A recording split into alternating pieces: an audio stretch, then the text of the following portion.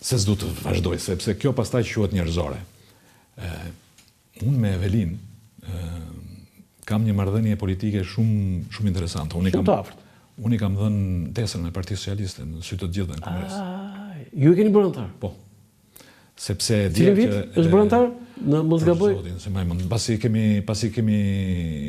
Pasi mi bërë Rama kryetar dhe unë sekretari i përgjithshëm. Por kishte një ftohtësi për shkak se ai vinte nga radhë e mjaftit dhe te një pjesë e madhe e socialistëve e konsideronin atë si arsyen pse ne kishim dalë në opozicion. Dhe ju e keni bërë antar, Evelin? Po. Dhe arsyetimi im ka qenë se unë kam qenë në lëvizjen e dhjetorit, student. Pse trofeja pra? Po, pra. Dhe unë kam qenë deputet me Partinë Socialiste, i propozuar nga Forumi i Rinisë së PD-s në atë kohë, që drejtohej nga një ish student i inxhinierisë mekanike, ku unë kisha qenë vetë më student, Arben Lika, ata më propozuan për pishtari i demokracisë. Unë jam edhe i dekoruar nga Zoti Berisha. Si president. Pra, unë teknikisht isha pjesë atyre që Partinë e Vjetër, përpara PS-s, ne e gërzuam nga pushteti. Dhe unë përpoqa në mënyrë të butë të thosha që ta krahasoj me këtë. Jo të gjithë ata të cilët mund t'i keni në një moment caktuar kundër, mund t'i konsideroni. Edhe vetë Rama ka qenë 24 orë antar i PD-s. Rama pastaj ka një histori që bëhet gërshet, por më mirë mos hapim këtë bisedë. Jo, për Ramën vetëm një gjë do të përmend unë. Për Ramën, se do kthejmë te Velia, pse në fund jemi, mos u mërzit. Kur u bë kryetari i PS-s ka thënë, "Okej, po çarapet e kuqe duhet i ndrrosh. Edhe duhet bësh edhe një jetë mirë familjare", ka thënë. Jo, si kam thënë jetë mirë familjare. I kam thënë duhet martohesh. Po pra, këtë po them. Duhet martohesh. Duhet martohesh. Do të heqësh çarapet e kuqe dhe të martohesh. Atë kisha unë. Tani, për të martuar ai dhe e ka yll jetën familjare. Tani çarapet e kuqe i ka hequr? Me lindën më ka çuditur. Nuk duhet ta them kështu, më ka çuditur. Se me të drejtën ja kam thënë. Është mbledhur, ë? Si i themi në jug. Ka marrë gocë tur tiranse, po unë në perceptimin tim mendoja se ai do merrte në një gocë me pirs këtu në isha i të nëruar. Por po çorapet e kuqe i ka hequr? Po, çorapet e kuqe i vesh ndonjëherë po për arsye politike. Pse për arsye politike? Sepse të gjithë kujtojnë se ai do t'ju thotë që unë jam çik kështu. Ai vesh sepse e di që do merren me ato. Dhe sa mënyrë të çuditshme ta shikosh Ramën të veshur, dije që nuk e ka se do të tregohet i çuditshëm, por e ka në funksion të një qëllimi të mirëmenduar të perceptimit publik, dhe në këtë pikë është ndër më të mirë. Dhe bufi, simboli i fushatës, si është dukur? Gjetje? Ma gjetja më e çuditshme në këtë fushatë dikush është? Po? Lulbasha. Që po i del çdo ditë Rame, tani e di çfarë po pres? Po? Ti dal në një ditë të zhvishet në Lakuriq. Ha e shikon se Lakuriq. Bëra edhe unë si ty. Po pastaj duhet presësh përgjigjen e dramës që mund të jetë më të mërshme akoma. Dhe ne të mbasim zgjedhjet. E bukur ishte që zoti Berisha dje doli me bufin aty, po mendohet, gazetarët thonë që gazetar pranë Berishës ose spin doktorsat, që është një këshill e Civitas. Mendoj që statusi i Civitas ka krijuar një problem për PD-n. Duket sikur Civitas ka marrë përkohësisht drejtimin e Partisë Demokratike. Dhe fakti që hapen të tilla thashateme edhe nga brenda PD-s, tregon se sa i dobët, sa fragjil është edhe vetë drejtimi i doktor Berishës ose i nëndërgjegjes tij përballë elektoratit të djathtë në këto zgjedhje. Ka një mungesë përgatitje dhe vetë listat e sigurta, ku janë futur thuajse të gjitha figurat prominente të PD-s. Që mund të merrnin vota duke qenë lista. Tregon se PD-ja po luan në mbrojtje. Dhe fakti që po luan në mbrojtje këtë e kupton çdo votues gri. Sot të votosh për PS-n, miku im, nuk është të votosh për gabimet e saj. Sot duhet të votosh për një zgjidhje në mungesë të zgjidhjeve të tjera. Pas zgjedhjeve të 11 maj, tu do vinë gjithë drejtuesit e BE-s. E imagjinoni ju një dramë të humbur dhe një person që është në ngrata në 2 shtete të thotë kryeministri i ardhshëm jam unë. E gjitha kjo është një kosto. Dhe nëse dikush do të bëj koston dhe balancën, duhet ta kuptoj se sa do problemet kemi ne. Sa do numër socialistësh të jenë sot në burg. Shkuarit e kutje votimit, votimi për Partinë Socialiste nuk është një gjetje momentale e bufit, e Ramës, e Brekusheve, e çorapeve të kuqe është një zgjedhje pragmatiste, siç e ka thënë një gazetar italian i së djathtës, kur e pyetën a do shkosh të votosh, dhe ku komunistët me demokristianët ishin pothuajse tha do shkoj te kutia e votimit. Do mbyll hotët dhe do votoj. Mos e bëj Indro Montanelli? Më duket ai. Dhe nuk kemi sigurt. Më duket ai. Po më duket se ai.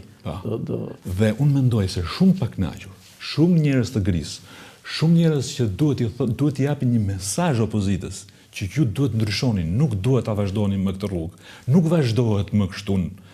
Duhet shkojnë dhe të votojnë për PS-n për shumë arsye. Për shumë arsye. Edhe pse ka ikur 1 milion shqiptar? Mikoj. Shqiptarë kanë ikur do t'ikin. Por ajo që po ndodh me diasporën shqiptare është një gjë të cilën ne nuk duhet ta shikojmë largimin vetëm si një aspekt negativ social të shoqërisë. Ne jemi një shoqëri që duam maksimumin. Ne jemi tani duke kapur pikat kryesore të globit. Londrën, Brukselin, New Yorkun. Më erdhi një senator miku im, më tha Pandeli, në New York nuk ka më pica italiane. I kanë të gjithë shqiptarët. Senator thëk? Ish senator, që babajnë e ka pasur senator, nga burrat më të mençur që kam takuar. E kam vërë, Manhattan jam çuditur. Shikojmë largimin e njerëzve, jo thjesht si një fatkeqësi, po ajo ka problemet e veta. Por duhet ta shikojmë dhe si një bekim, në një moment të dytë do të kthehen. Do kthehen? Do kthehen, sepse Shqipëria, pas 11 maj, do vendoset në këmishën e forcës.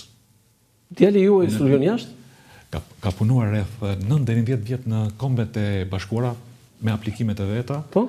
Tani për shkak edhe se është fejuar, po kthehet në Shqipëri. Në Shqipëri? Po. Po kthehet në Shqipëri djali? Po. Po pse sa vjeç është djali juaj, zoti? 29.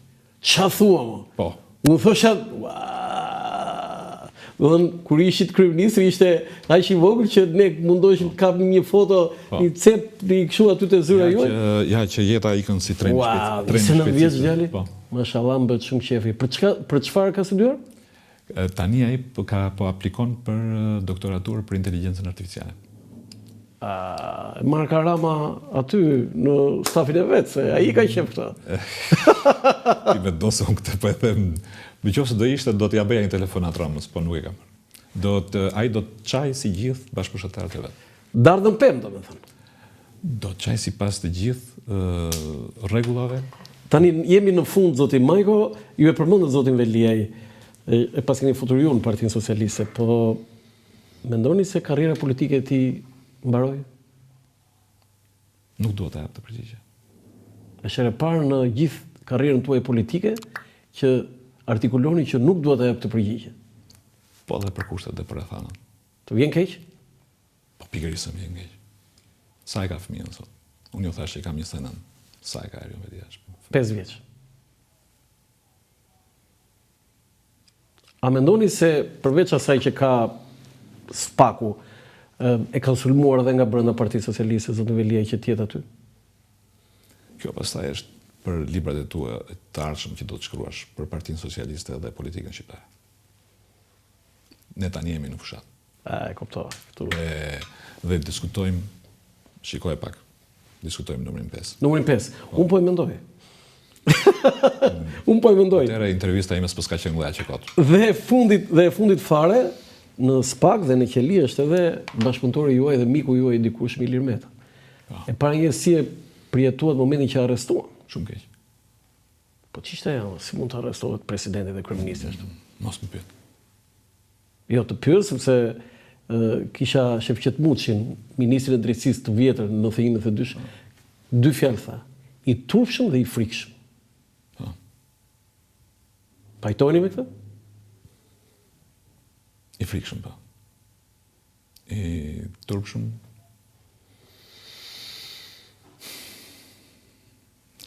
Do të jetë një fjalë më shumë se sa kjo. Por sot Ilir Meta është pasojë edhe e vendimeve të tij. Te kjo që po ndodh. Kur ishte president e keni fjalën? Jo, në vazhdim. Por tek unë Ilir Meta. Me dhe Ilir Meta i fresh, i forumit të Rinjës Socialiste. Kur e pa që dhe për djenin duaj, ne mund të kemi vite pa folur me njëri tjetrin. Pa folur?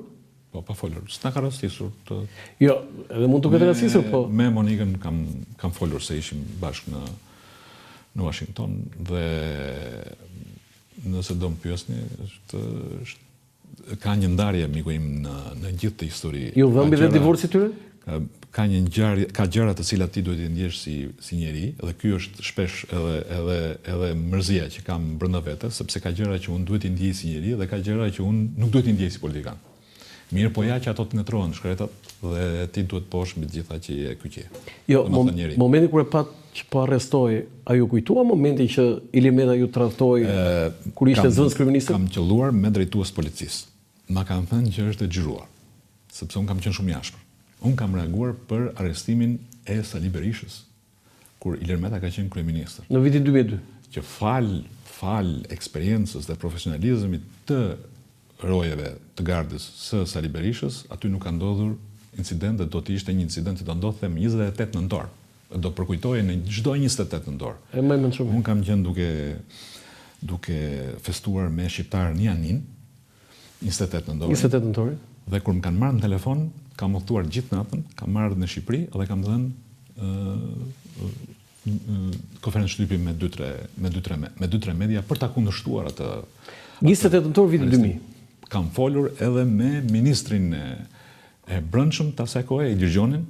Po, ka qenë Ilir Gjoni. Duke qenë se kisha pasur shef të kabinetit kur isha kryeminist dhe i thash Ilir, duhet të shkosh urgjent në këshilla ime është të shkosh në Komisionin e Mbrojtjes dhe të raportosh lidhur me këtë ngjarje se është ngjarje e tmerrshme. Po me zotin Meta? Kam folur me drejtues të policisë, më thanë që kërkesa ka qenë që të kaloj në makinë të policisë ose dikush të vendose i pas makinës e të shkonin në drejtim të komisariatit. Sipas tyre, reagimi i tij ka qenë shumë emotiv dhe pastaj gjithçka është personalizuar. Por megjithatë, rezerva ime ishte pse në atë vend, pse jo në një mënyrë tjetër dhe në fund fare çfarë do, se karakterin e Ilirit ne e njohim të dy. Duhet gjesh një mënyrë më e qetë për të realizuar. Pastaj unë njoh detajet tjera, të cilat nuk mund t'i shpreh këtu, sepse jemi në fushat. Jo, e kisha këtu, ju kujtua, e kuptoj. Sepse jemi në fushat, miku im, dhe unë jam në listën e hapur të partisë ku kam adheruar që fëmijë, kurse Iliri, ish shoku im i rinis, sot kandidon për Partinë Demokratike.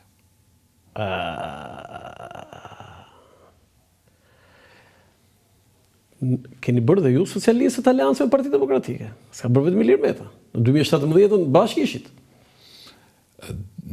Dua ta mbyll këtë koment duke thënë se që nga data 1 prill, kur Partia Socialiste firmosi marrëveshjen me LSI, unë nuk ha më ngjall. Nuk ha më ngjall? Po. Po ç'a ha? Peshk. Po ha peshk se nuk e kam neveri atë do të ke qenë kundër marrëveshjes me Ilir Metën. Kam qenë pronë 2009. Dhe mendoja që Ilir Meta nuk duhet po këtë mendoja si njeri, jo si politikan. Jo, mendoja që për Ilir Metën Sali Berisha ka, si që thonë në veri, ka shti pushk në 20 janar dhe jam rrë 4 veta. Ka shti pushk Saliu, por arsyeja nuk ishte Saliu. Ilir Meta. Dhe Ilir Meta nuk duhet ta linte në asnjë rast Sali Berisha. Nëse unë do isha në vendin e tij, kur? Jo, problemi është që nuk bën me if ato punë. Po ka ca rregulla, miku im, që ai burri ja tha Enver Hoxhës ka ko burri me turpro. Ai 98 vjeçar, ai nga Kuksi. Eksakt, nga Tropoja, mos Nga Tropoja. Nga Tropoja. Kur ka vajtë në Dragobin, mos gaboj? Mos gaboj. Kur vajtë Enver Hoxha në Dragobin. Zoti Majko, unë të falenderoj shumë, jam shumë i kënaqur tani në fund, se në fillim nisi pak kështu andamento lento, e më atë këngën andamento lento? Shkërçon si ka kuptova. Por jam shumë i kënaqur. Votën time po e mendoj, nuk po të premtoj gjë, nuk më kërkuat në këtë formë, se ju e kishit përjashtuar, po unë po e mendoj për disa, e di për çfarë, jo si antar i Partisë Socialiste, por për qëndrimin tuaj ndaj Kosovës dhe UÇK-s.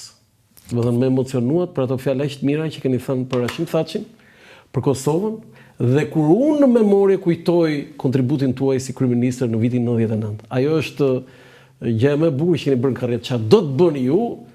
Do të thënë atë do keni yllin polar të karrierës tuaj si politikan. Kam bërë detyrën, miku im. Ose siç thuhet, siç e ka thënë dikush, jo unë, duaja vendin tënd, edhe kur duret. Që tani përkthehet duaja vendin tënd, e do ta dua vendin tim, edhe nëse nuk do votoj. Jo, edhe sa të pa shtop tani kështu thoshë, i kam bërë detyrën. Mos na dilë atë lagje. Mos na dilë atë. Jo, po ta thash mirë këtë se ke bërë detyrën, po edhe ai kështu thoshë, kam bërë detyrën. E xhepit. $2 milion shkuan dhe mitat frashri, që harxhonte vetëm për të dashurin e vet në Paris. E lëmë kaq. Zoti Majo, të falenderoj shumë dhe të uroj suksese në fushat dhe në 11 maj. Faleminderit juve. Të nderuar teleshikues, ky ishte emisioni për sot nga Ura Lançafoku, mirupafshim.